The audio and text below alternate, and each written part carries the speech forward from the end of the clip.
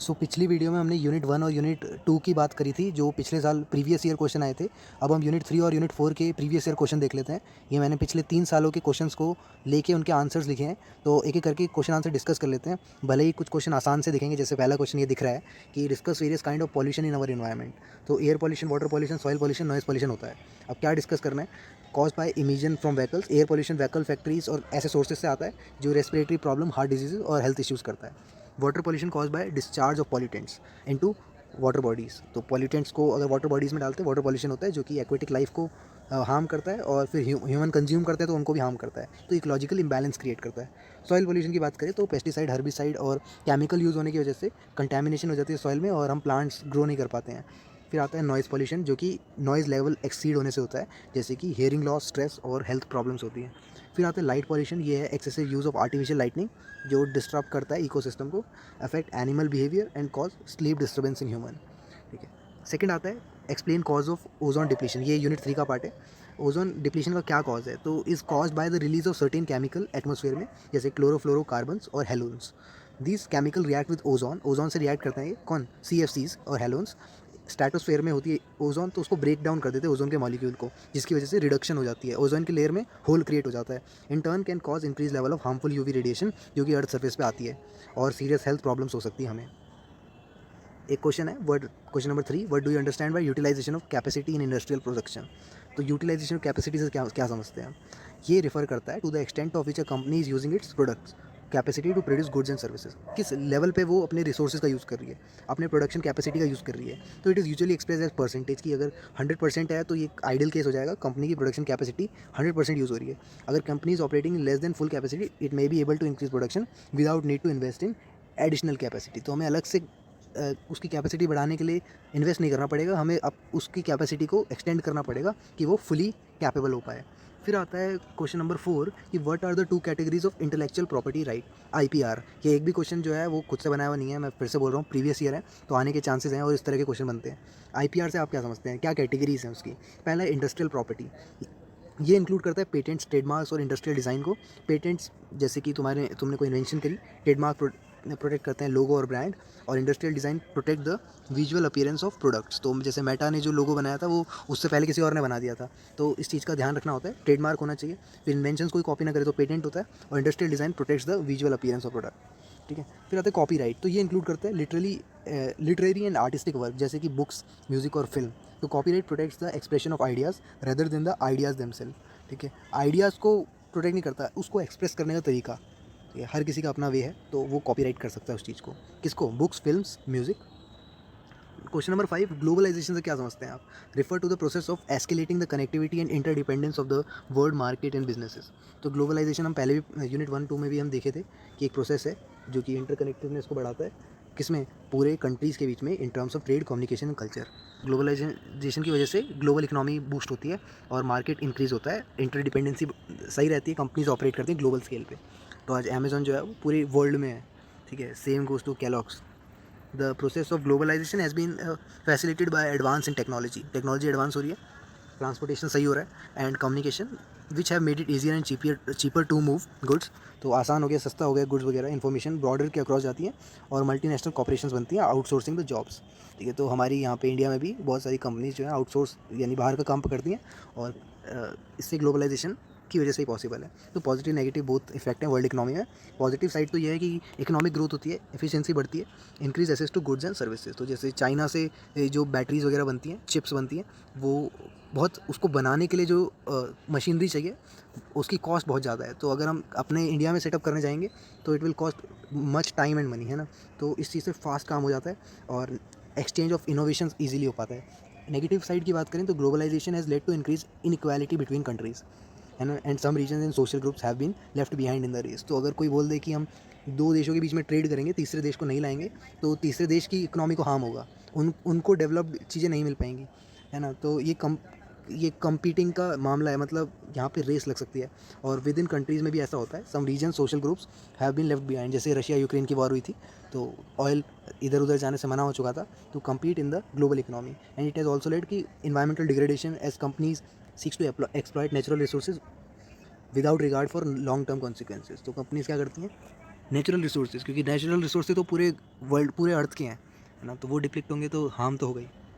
Question number 6 कह रहे हैं discuss business ethics in corporate governance. अच्छा, कॉर्पोरेट गवर्नेंस हम केस स्टडी चल रही थी तब भी कॉर्पोरेट गवर्नेंस का रोल आया था, तो इस तरह से क्वेश्चन बन सकता है। बिजनेस एथिक्स क्या होते हैं?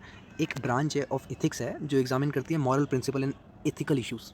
ठीक है, किन चीज़ों को एग्जामिन करती है? जो हमारे मॉरल प्रिंसिपल हैं, एथिकल इश्यूज़ हैं in context of business activities, business के दौरान। तो corporate governance refer to a system of rules. ठीक है, जो मैंने उस समय तुम्हें पॉइंट आउट भी करा था कि लोग पूछ सकते हैं कॉर्पोरेट गवर्नेंस का क्या रोल है या क्या होता है। तो कॉर्पोरेट गवर्नेंस होती है system of rules, practices and processes by which a company is directed and control. तो जिन रूल्स के बेसिस पे, जिन प्रैक्टिसेस के बेसिस पे कंपनी चलती है, तो बिजनेस एथिक्स एक इंटीग्रल पार्ट है कॉर्पोरेट गवर्नेंस के। और ऐसा नहीं है कि तुम्हारे कंपनी का बिजनेस जो है वो अनएथिकल हो, एथिक्स होना जरूरी है। ठीक है, ensure company operate in the ethical and responsible manner. तो एम्प्लॉयज़ को बंद करके रख देना, ठीक है, कोडिंग निंजास में जैसे करा था कि बाहर नहीं जा सकते, ऐसी चीज़ें अनएथिकल कहलाती हैं। Business ethics is a corporate governance. अच्छा, मैं बीच में जो एग्जांपल दे रहा हूँ वो डाल सकते हैं, काफ़ी अच्छा लगेगा। Business ethics is a corporate governance involve establishing ethical standard and guidelines for business practices. ठीक है, तो ये कुछ बातें हैं, कुछ शब्द हैं जो तुम्हें घुमा फिरा के इसमें खेलना है ऐसे करके। क्या कह रहे हैं? बिजनेस एथिक्स जो है वो एथिकल स्टैंडर्ड्स को डाल रहे हैं या गाइडलाइंस को डाल रहे हैं बिजनेस के अंदर। ट्रांसपेरेंसी, अकाउंटेबिलिटी है डिसीजन मेकिंग में। तो नया टर्म जुड़ गया, पुरानी फिर से बात रिपीट हुई, ऐसे ही करके हमारे सारे आंसर बनेंगे बड़े। ठीक है, इंश्योर करना है कि कंपनी जो है वो अपने स्टेक होल्डर्स के साथ सही काम करे, शेयर होल्डर्स के साथ, एम्प्लॉयज़, कस्टमर, सबके साथ सही काम करे। फिर आता है CSR। ये चीज़ हमें सिलेबस में भी दे रखी है, मेंशन है, तो फिर पूछा जा सकता है CSR के बारे में। मैंने केस स्टडी में अगेन बताया था इन्फोसिस, और जब हम टाटा के बारे में पढ़ रहे थे तो वहाँ से भी एक बार रेफर कर लेना। कॉर्पोरेट सोशल रिस्पॉन्सिबिलिटी एक इंपॉर्टेंट एस्पेक्ट है बिजनेस एथिक्स का कॉर्पोरेट गवर्नेंस में। क्या बोला? कॉर्पोरेट गवर्नेंस में CSR का बहुत इंपॉर्टेंट, महत्वपूर्ण अंग है कि ये रिस्पॉन्सिबिलिटी हमें क्या बताती है कि it requires companies to consider the social, environmental and ethical implication, कि वो इन पैरामीटर्स पे भी काम करे on their action and to act in best interest of the stakeholder. ठीक है, in recent year there have been growing awareness of the importance of business ethics corporate governance. तो इसकी अवेयरनेस जैसे जैसे बढ़ रही है, कंपनी जो है वो अकाउंटेबल है फॉर अनएथिकल प्रैक्टिसेस, और उनको लीगल और रेपुटेशनल कॉन्सिक्वेंसेस झेलने पड़े हैं। ठीक है, जो कंपनी गलत कर रही है उनकी रेपुटेशन खराब हो रही है। For example Byju's, many companies now have dedicated ethics and compliance departments and there is an increase demand for great transparency. ये चीज़ है कि एथिकल रहो और ट्रांसपेरेंट रहो अपने कस्टमर्स के साथ। ठीक है, एक कॉर्पोरेट गवर्नेंस का अकाउंटेबल ठहराने का अच्छा तरीका ये है। क्वेश्चन नंबर 7 पे आते हैं, explain and discuss two categories of IPR। IPR काफ़ी बार आ चुका है ना। इस बार हमारे पास, मैंने अभी भी बताया, कॉपीराइट वगैरह जो था, और भी देख लेते हैं। IPRs are legal rights that are granted to protect the creation of the human intellect. ठीक है, जो ह्यूमन ने क्रिएट करा है उसका लीगल ग्रांट है। ठीक है, मतलब लीगल राइट है, तुम उसके लिए लड़ सकते हो, कह सकते हैं। पहला आता है इंडस्ट्रियल प्रॉपर्टी राइट। तो इंडस्ट्रियल प्रॉपर्टी राइट जो है वो इन्वेंशन है, इंडस्ट्रियल डिज़ाइन है, ट्रेडमार्क है, एंड जो फर्दर डिवाइड हुई है पेटेंट में। पेटेंट क्या होते हैं? लीगल राइट होते हैं जो इन्वेंशंस को प्रोटेक्ट करते हैं। Non obvious and useful. In general patent are granted for period of 20 साल के लिए from the date of application. तो 20 साल तक तुम्हारा काम रहेगा वो, जिससे कि तुम स्टैब्लिश हो पाओ मार्केट में। कुछ लोग होते हैं जैसे पेटेंट नहीं करवा पाते, तो उनका आइडिया कोई और कॉपी कर लेता है, जिसकी मार्केट में ग्रोथ जो है पहले से ही, मतलब मार्केट में पहुँच ज़्यादा होती है। तो पेटेंट वाले का तो गया काम, इसलिए 20 साल तक का टाइम दिया जाता है कि मोनोपोली क्रिएट कर ले। फिर आता है ट्रेडमार्क। तो ट्रेडमार्क सिंबल, नेम, लोगो वगैरह जो भी हैं, identify product and services. Trademark can be register for a period of 10 years. तो ट्रेडमार्क बनाए जा सकते हैं, जैसे कि गेट सेट स्टडी का लोगो दिख रहा है ना, एक पेड़ बना दिया, तो पेड़ भी किसी और ने बनाया हुआ है, हमने तो ग्राफिक लिए हैं, है ना। कॉपीराइट आता है रिलेटेड टू आर्टिस्ट, जो लिटरेरी आर्टिस्टिक वर्क होता है, म्यूजिक, पेंटिंग वगैरह में, फोटोग्राफिक फिल्म, है ना। Copyright is an automatic right that is granted to creator of the work. तो T सीरीज़ जो है कॉपीराइट लगा देते, जी म्यूजिक वगैरह, तुम गाना डालते तो latest last for a life of the creator plus a certain number of year after their death. तो अभी भी सिद्धू मूसेवाला के कॉपीराइट आते हैं, ठीक है, डेथ के बाद भी। इन बोथ कैटेगरीज ऑफ IPR देख लेना ट्रिपल एक्सटेंशन के आते हैं कि नहीं, ठीक है, कुछ साल बाद, है ना, वैसे तो आएंगे ही क्योंकि वो लेवल चल रहा है उसका। In both categories of IPR the owner of the right has exclusive right to use and exploit their creation. ठीक है, तो अब यूज़ और एक्सप्लॉइट करना है उन ओनर के पास हक होता है, तो and can prevent other from using them without their permission. तो लीगल केस फाइल कर सकते हैं वो। In this is intended to encourage innovation and creativity by insuring the creator rewarded for their effort. तो जिसने इनोवेशन करा है, जिसने क्रिएटिविटी दिखाई है, उनके एफर्ट्स को सराहना मिलेगी, तुम अपनी तरफ से अलग से एफर्ट करो। ठीक है, ये ध्यान रखना, ट्रेडमार्क, कॉपीराइट, पेटेंट वगैरह। फिर आता है discuss various kind of pollution in our environment and their causes. ठीक है, फिर से सेम क्वेश्चन देख रहे हो तुम, जैसे 2017 में जो क्वेश्चन आया वो 18 में फिर से आ गया, तो देख लो 20 में भी, यहाँ पे मैंने 17, 18 और 2020 के क्वेश्चन रखे हैं। तो फिर से एयर पॉल्यूशन, वाटर पॉल्यूशन आ गया, soil pollution, noise pollution, light pollution. लिख दोगे इसके बारे में, 6.5 नंबर का आ जाए तो अच्छा है। ठीक है, फिर आए question number 9, list the major problem in environmental ethics. As an individual क्या तुम स्टेप्स करोगे इन्वायरमेंट को सेव करने के लिए। ये क्वेश्चन जो होते हैं वो हम उम्मीद करते हैं कि ऐसे ही क्वेश्चन आए, क्योंकि ऐसे क्वेश्चन में ओपन एंड होता है, हम अपनी तरफ से लिख सकते हैं। अगर कुछ जैसे IPR का ही आ गया, अभी तो तुमने पढ़ लिया कि इंटेलेक्चुअल प्रॉपर्टी राइट होता है, मगर तुम्हें नहीं पता होगा कि ट्रेडमार्क, पेटेंट, ये सारी चीज़ें लिखनी है, कॉपीराइट वगैरह, तभी तो पॉइंट्स बनेंगे। तो इसलिए ये ओपन एंड क्वेश्चन ज़्यादा अच्छा है कि मेजर प्रॉब्लम इन्वायरमेंट एथिक्स में है पॉल्यूशन, क्लाइमेट चेंज, बायोडाइवर्सिटी का लॉस हो रहा है, डिफॉरेस्टेशन हो रहा है, नेचुरल रिसोर्सेज डिप्लीट हो रहे हैं। ये देखो इतने सारे टर्म्स हैं ना, पेपर में नहीं याद आते हैं, इसलिए बार बार पढ़ना। क्या क्या है? पॉल्यूशन, क्लाइमेट चेंज, पॉल्यूशन और क्लाइमेट चेंज रिलेट कर रहा है, ठीक है। बायोडाइवर्सिटी लॉस हो रही है, फिर से देखो। डिफॉरेस्टेशन, बायोडाइवर्सिटी से डिफॉरेस्टेशन पे पहुंच गए। डिप्लीशन और नेचुरल रिसोर्स, एक ही चीज़ को घुमा फिरा के अच्छे वर्ड्स का यूज़ करा गया है। As an individual there are various step जो हम कर सकते हैं, जैसे RRR, रिड्यूस, रीयूज़, रिसाइकिल, हम इसको एक्सप्लेन करेंगे, ठीक है। फिर आता है कंजर्व वाटर, पानी को बचाओ, फिक्सिंग लीकी चीज़ों को, और शॉर्टर शावर्स, ये सारी चीज़ें देख लेना। हेडिंग देख लो, पानी बचाओ, RRR, यूज़ रिन्यूएबल एनर्जी जैसे सोलर एनर्जी, ठीक है। फॉसिल फ्यूल पे कम डिपेंड रहो, गाड़ी कम चलाओ, पैदल जाओ पास के रास्तों में। यूज़ एनवायरमेंटल फ्रेंडली प्रोडक्ट, जैसे पन्नी का यूज़ ना करो, जूट बैग्स वगैरह वगैरह, नॉन टॉक्सिक क्लीनिंग प्रोडक्ट्स। फिर आता है प्लांट ट्रीज, पेड़ उगाओ, पता है तुम्हें, ठीक है। आगे बढ़ते हैं। 10th क्वेश्चन पे आता है, list the professional responsibility of a professional. क्या क्वेश्चन है भाई? Explain any 2 of them with example. तो देखो इस चीज़ में फंस सकते हैं, क्योंकि हमें क्या पता कि अब क्या प्रोफेशनल रिस्पॉन्सिबिलिटी होगी जब तक हम पढ़ेंगे नहीं। तो प्रोफेशनल रिस्पॉन्सिबिलिटी में आता है कंपिटेंस, ठीक है। A professional should have the necessary knowledge, skill and experience to perform their job duty competently. For example, doctor जो है वो डायग्नोस कर पाए पेशेंट की इलनेस का। ऐसा नहीं बोलेगा डॉक्टर कि मेरे को इंटर्नशिप नहीं मिली थी तो मैं जॉब कैसे करूँ, नहीं। डायग्नोस नहीं कर पाएगा तो कॉम्पिटेंस नहीं है भाई। फिर आते confidentiality. Professional should maintain confidentiality, और सेंसिटिव इन्फॉर्मेशन को प्रोटेक्ट करना आना चाहिए। जिस कंपनी का काम कर रहा है उसका सोर्स कोड ना लीक करे, ठीक है। फॉर एग्जाम्पल, लॉयर जो है वो, हाँ, क्लाइंट के साथ जो बातें हुई है वो कॉन्फिडेंशियल रहनी चाहिए, ठीक है, अनऑथराइज पार्टी को ना पता चले। फिर है honesty and integrity. Professional should be honest and have integrity in their dealing with client and. तो ये तो एथिक्स आ जाते हैं कि ऑनेस्ट रहना चाहिए। Accountant should report financial information correctly बताने चाहिए, पैसों का घपला ना करे, ठीक है। Objectivity, a personal professional should maintain objectivity and not be based on their decision making, ठीक है। कोई अब खुद के बेसिस पे ना हो। Remain impartial, the auditor should remain impartial when conducting an audit and not be influenced by personal relationship. जब ऑडिटर एक काम करेगा तो वो ऐसा नहीं हो सकता कि मामा और भांजे का रिश्ता है तो चेंज हो जाए। Professional development, a professional should have continuously develop their knowledge. ज़रूरी है ये हम जैसे इंजीनियर्स के लिए, ठीक है। बाकी प्रोफेशनल डेवलपमेंट के कोर्सेज करते रहना चाहिए, सेमिनार्स अटेंड करने चाहिए, हैकाथॉन्स, ये कहानी तुम्हें पता है। Discuss the broad category of computer crimes. काफ़ी अच्छा क्वेश्चन, और सिलेबस में साफ मेंशन है ये कंप्यूटर। अच्छा, मैं सिलेबस बार बार शब्द बोल रहा हूँ, तो एक बार क्या करना, सिलेबस खोलना, यूनिट 1, 2, 3, 4, देखना क्या क्या टर्म्स हैं, और कोई भी एक चीज़ दिखे जिस पे तुम ना लिख पाओ, ठीक है। केस स्टडी मैंने कवर करी दी है, और जो चीज़ दिखे नहीं लिख पाओ उसको पकड़ो और गूगल पे सर्च करो बेसिक, तुम्हें मिल जाएगा, ठीक है। ऐसे करके भी चल सकते हो, जैसे CSR हमने देखा।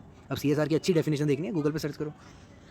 फिर आता है क्या कैटेगरीज़ हैं कंप्यूटर क्राइम्स की। पहला है साइबर क्राइम, इस पर हम शायद पहले भी बात कर चुके हैं जहाँ तक मुझे को ध्यान आ रहा है। तो साइबर क्राइम इन्वॉल्व करता है using computer and internet to commit a crime. Computer का इस्तेमाल करना क्राइम करने के लिए। Hacking, phishing, identity theft and cyber stalking, ठीक है, कंप्यूटर के बच्चों को पता ही है। सॉफ्टवेयर पायरेसी, पायरेसी तो किसको नहीं पता। Unauthorized copy, distribution, use of software illegal and can result in heavy fines, imprisonment भी हो सकती है, ठीक है। इंटेलेक्चुअल प्रॉपर्टी थेफ्ट, जैसे किसी और का आइडिया चुराना। Stealing without permission, this include copyrighted material, trademark and patent, ठीक है।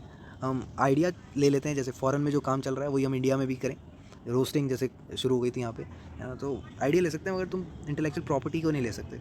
फिर है मालवेयर एंड वायरस, ये है प्रोग्राम जो डिज़ाइन हुए हैं कंप्यूटर को डिस्टर्ब करने के लिए। वायरस, ट्रोजन, बॉम्ब्स आ जाते हैं। डिनाइल ऑफ सर्विस तुम्हें पता है, overwhelming a website network with traffic, जिससे कि जो एक्चुअल यूज़र्स हैं वो जेई का फॉर्म ही ना भर पाएँ, कॉम्पिटिशन कम हो जाए। This is often use as a form of cyber attack by hackers. अच्छा, इंजीनियरिंग एज सोशल एक्सपेरिमेंटेशन, इसके बारे में बताओ। तो तुम engineering, social experimentation, breaking bad सब डाल देना इसमें। एक डिसिप्लिन है इंजीनियरिंग, क्या एक डिसिप्लिन है जो इन्वॉल्व करता है application of scientific, mathematical and technical knowledge. कितना अच्छा शब्द है, हमें पता ही नहीं, हम इंजीनियर हैं, इंजीनियरिंग की डेफिनेशन नहीं पता है। तो ये अच्छा पॉइंट है। कोई पूछे इंजीनियर होता क्या है, तो इंजीनियर एक ऐसा व्यक्ति है जो scientific, mathematical and technical knowledge का यूज़ करके डिज़ाइन कर सके, बिल्ड कर सके और मेंटेन कर सके कॉम्प्लेक्स सिस्टम को, स्ट्रक्चर को, मशीन को। In addition to the technical aspect of engineering ये फील्ड में सोशल और इथिकल इम्प्लीकेशन भी हैं। Engineer as social experimentation refer to the idea that engineering projects and technology can have significant social impact.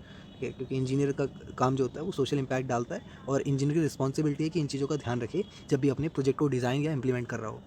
In practice, engineer as social experimentation involve considering social, economic and environmental impact। जैसे environmental impact का ध्यान रखना पड़ेगा एक chemical engineer को कुछ भी invent या डेमोन्स्ट्रेट करने से पहले।